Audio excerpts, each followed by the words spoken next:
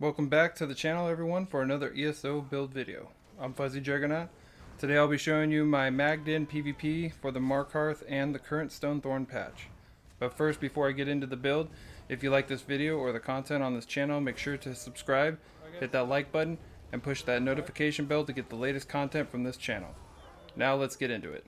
So I hadn't played on my Magden in quite a while, so I figured I'd show him some love. This build has great sustain, really good survivability, and good damage. Overall, it's a lot of fun. It can be played either solo or in group.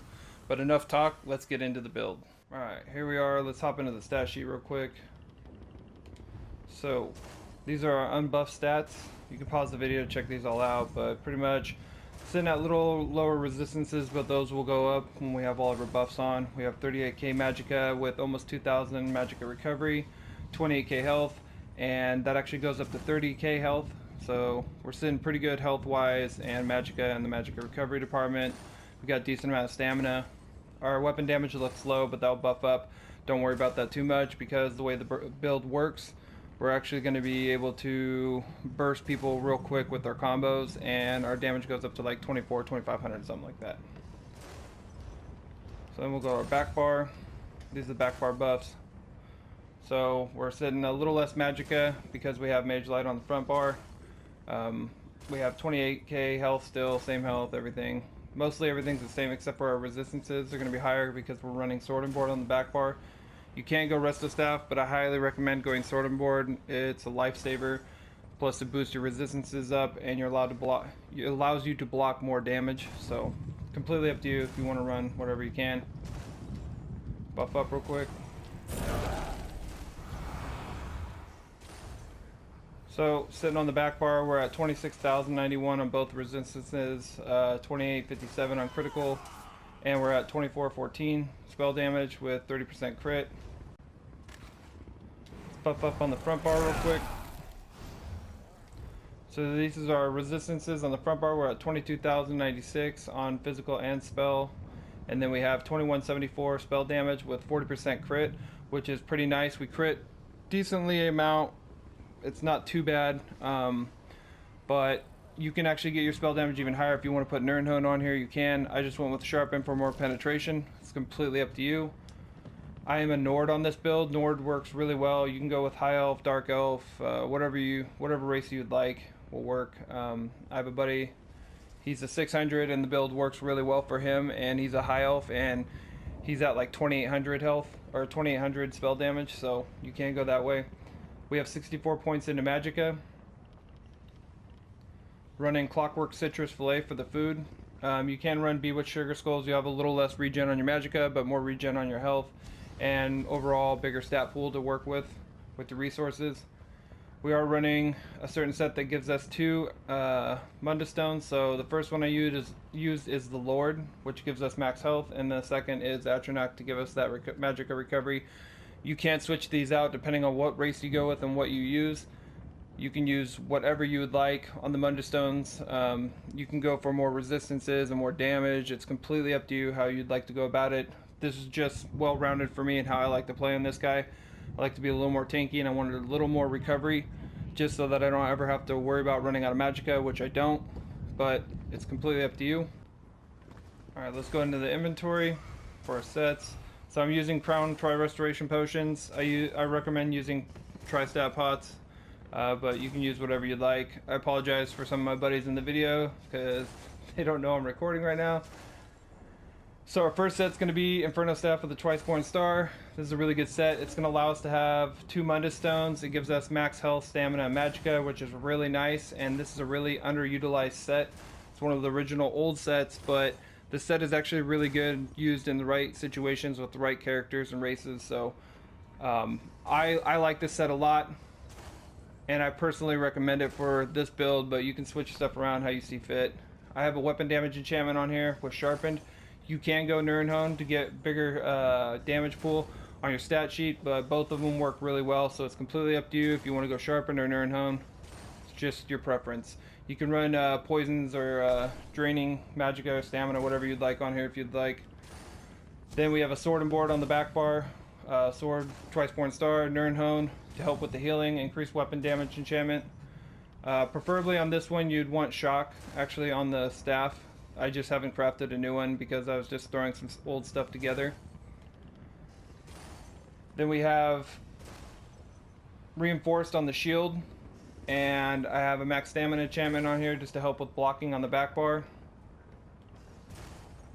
Then for our monster set, we're going to be running Balorg's Impenetrable, max magic enchant, light, and then Balorg's shoulders, max magic enchantment, impenetrable, and this is also light, so we're running all light and 2 heavy. Then the chest, we have a heavy twice born star, tri-stat enchantment on this one with impenetrable.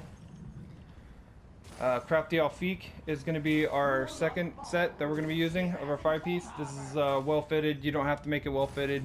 You can keep impenetrable or divines, whatever you'd like to go for, honestly. Or reinforced helps, but reinforced preferably you'd want on the big pieces. I have max magic enchant on here. Then we have Crafty Alfiq gloves, divines, preferably impenetrable, but divines works for me. Max Magicka. And then we have twice born star pants. This is tri-stat enchantment on here with impenetrable.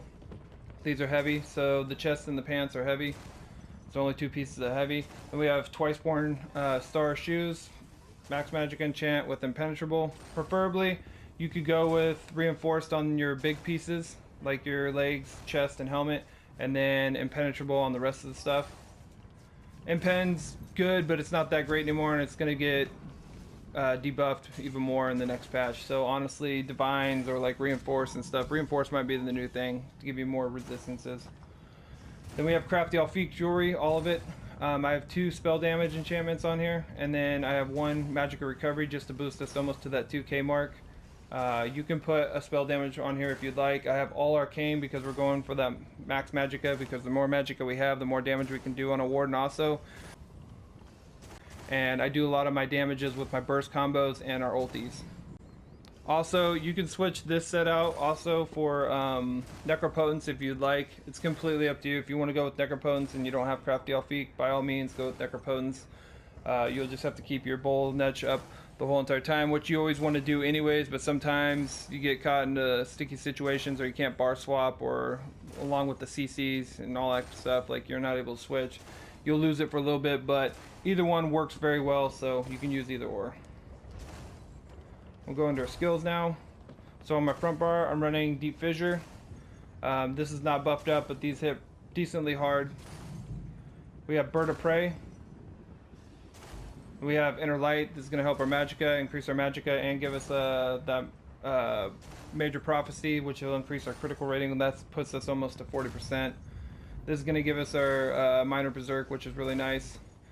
Then we have Arterial Burst. Now you don't have to use this. If you don't want to go with Vampire, you don't have to run Vamp on here. I'm a stage 1 or 2 Vamp on here. It takes away the cost reductions, which sucks, so it increases our abilities, but honestly it's not too bad. I just keep it, I think, at stage 1 on this guy, I'm pretty sure. And Arterial Burst does actually a lot of damage, especially when we're fully buffed up. And then when they're missing their health and below 50%, it hits really, really hard, and it'll be a critical strike. Also, it costs Magicka next to nothing for Magicka, so this is a lot of damage for low Magicka ability that you get. I mean, you don't have to go this way. You could set up instead, you can put Fletcher Flies on your front bar, wherever it's at. Let me see here. Or you can put Crushing Shock if you'd like. Either one works. Yeah, or you can put Fletcher Infection and keep it how it is, or even get rid of Mage's Light. It's completely up to you. Both of these can be taken out and put in, it depends. Then for our last ability on here is our Flame Clinch. This is going to be our stun, which knocks him back, and it does a decent amount of damage. My spammable is Arterial Burst, but you, like I said, you can switch them out. You can actually use the Clinch and the Force Shock and make those your spammables, or you can go with Fletcher Flies here if you'd like and take it off the back bar. Then we have Northern Storm. This is a really, really good ulti, and this thing hits really hard, especially when we're fully buffed up. It reduces the speed on the enemy, how fast they can move around, by 40%, which is really nice. It does actually a lot of damage over time. I've hit people for 22k with my Northern Storm to finish them off.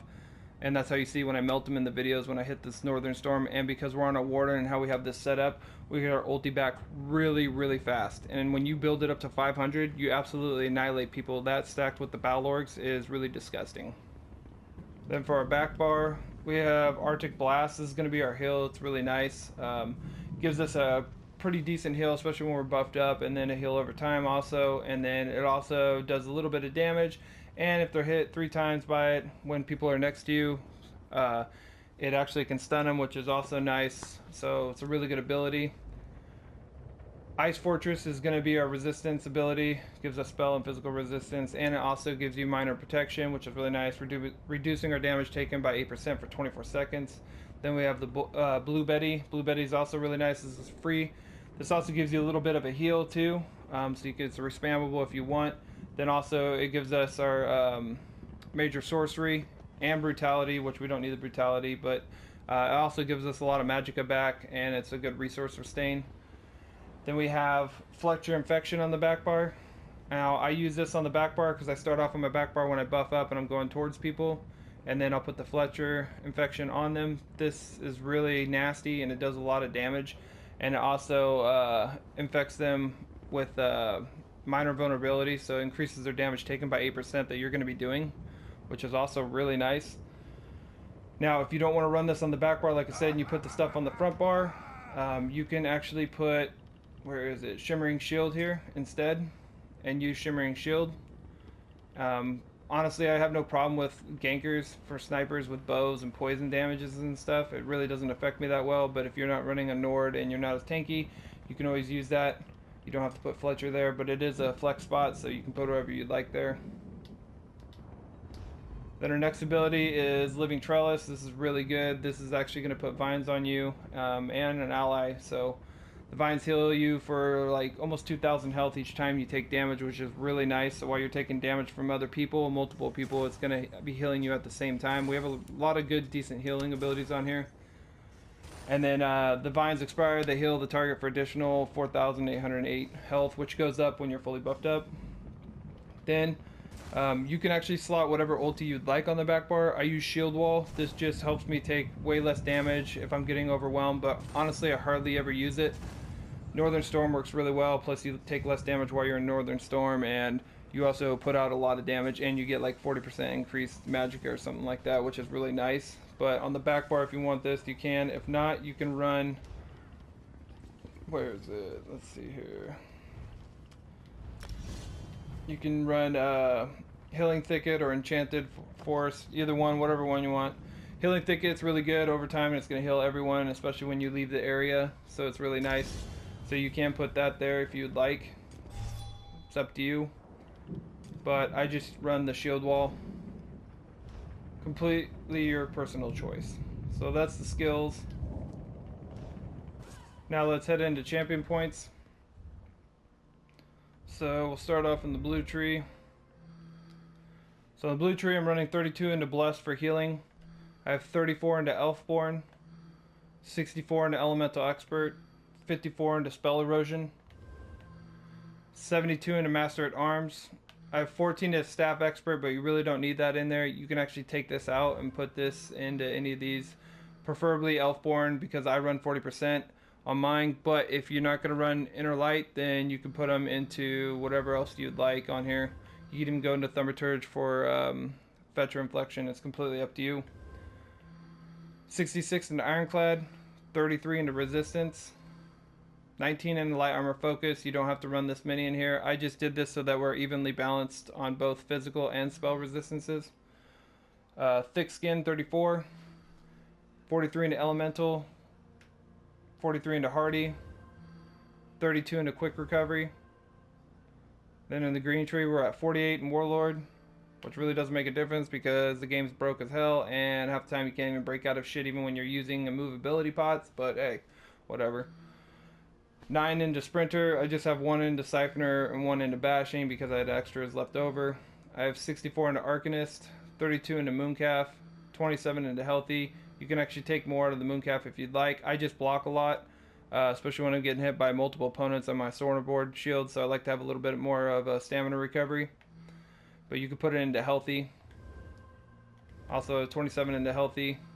Then I have 37 into tumbling, and I have 51 into Shadow Ward. The reason I have so much into Shadow Ward is because I like to block with my shield, like I said on the back bar, so this helps reduce the cost of the block, especially when you have the passives from the sword and board also. It makes it really nice having that 19%, but you can switch stuff around. This is just a template. You don't have to follow this how I have it. You can literally do it any way you would like. Your champion points will fit to your own play style and how you play, so it's completely up to you. Appreciate everyone stopping by and checking out the video. I'm pretty sure I covered everything. If I missed anything, just let me know in the comments down below. Also, I just wanted to thank everyone for the support they've been showing me and on the channel. It means a lot to me. You guys are awesome, and I'll catch you guys on the next video. Storm real quick though.